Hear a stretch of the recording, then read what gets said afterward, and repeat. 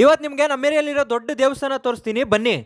So hi hello ಎಲ್ಲರಿಗೂ ನಮಸ್ಕಾರ. ನನ್ನ ಮಿನಿ ವ್ಲಾಗ್ಗೆ ನಿಮ್ಗೆಲ್ಲ ಸ್ವಾಗತ ಸುಸ್ವಾಗತ. ಇವತ್ ಬೆಳಗ್ಗೆ ಎದ್ದು ಕಾಲೇಜಿಗೆ ರೆಡಿಯಾಗಿ ರೀಲ್ಸ್ ನೋಡ್ಕೊಂಡ್ ಕೂತಿದ್ದೆ, ಟೈಮೇ ಆಗೋಗ್ಬಿಡ್ತು ಅನ್ಕೊಳ್ರಿ ಮಾತ್ರ. ಆಮೇಲೆ ಬ್ಯಾಗ್ ಎತ್ಕೊಂಡು ಸೀದಾ ಹೇಮಂತ್ ಅವ್ರ ಮನೆ ಕೆಳಗೆ ಹೋಗಿ ಅವನ್ನ ಕರ್ಕೊಂಡು ಸೀದಾ ಪೆಟ್ರೋಲ್ ಬಂಕ್ ಹೋಗಿ ಪೆಟ್ರೋಲ್ ಹಾಕ್ಸ್ಕೊಂಡು ಸೀದಾ ಚಂದಾಪುರಕ್ಕೆ ಹೋದ್ವಿ. ಚಂದಾಪುರದಿಂದ ನಮ್ಮ ನಡೆ ಕಾಲೇಜ್ ಕಡೆ ಅಂತ ಸೀದಾ ಹೊರಟ್ಬಿಟ್ವಿ.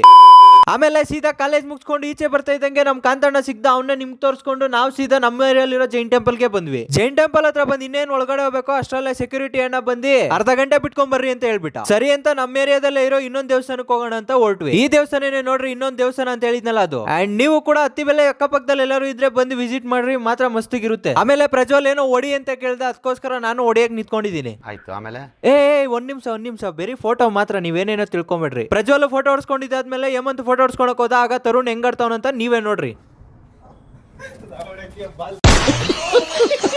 ಪಾಪ ಅವ್ನು ನೆಮ್ಮದಿಯಾಗಿ ಫೋಟೋ ಹೊಡ್ಸ್ಕೊಳಕ್ಕೂ ಬಿಡ್ತಾ ಇಲ್ಲ ಇವನು.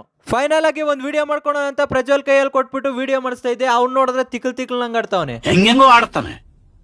ನಾಳೆನೆ ಆಂಜನೇಯ ಸ್ವಾಮಿ ತಾಯ್ತಾ ಕಟ್ಬೇಕು ಇವನಿಗೆ. ಆಮೇಲೆ ಈಚೆ ಬರ್ತಾ ಇದ್ದಂಗೆ ಸೆಕ್ಯೂರಿಟಿ ಅಣ್ಣ ಲಾಡ್ ಕೊಡ್ರು, ಅದನ್ನ ತಿನ್ಕೊಂಡ್ಬಿಟ್ಟು ಸೀದಾ ಮನೆಗೆ ಹೋಗ್ತಾ ಇವತ್ತಿನ ಮಿನಿ ವ್ಲಾಗ್ ನ ಇಲ್ಲಿಗೆ ಎಂಡ್ ಮಾಡ್ತಾ ಇದ್ದೀನಿ. ಐ ಹೋಪ್ ಈ ವಿಡಿಯೋ ಎಲ್ಲರಿಗೂ ಇಷ್ಟ ಆಗಿರುತ್ತೆ ಅನ್ಕೊಂತೀನಿ. ಇಷ್ಟ ಆಗಿದ್ರೆ ಹಾಗೆ ಒಂದು ಲೈಕ್ ಫಾಲೋ ಎರಡೂ ಕೂಡ ಮಾಡ್ಕೊಂಡ್ಬಿಟ್ರಿ.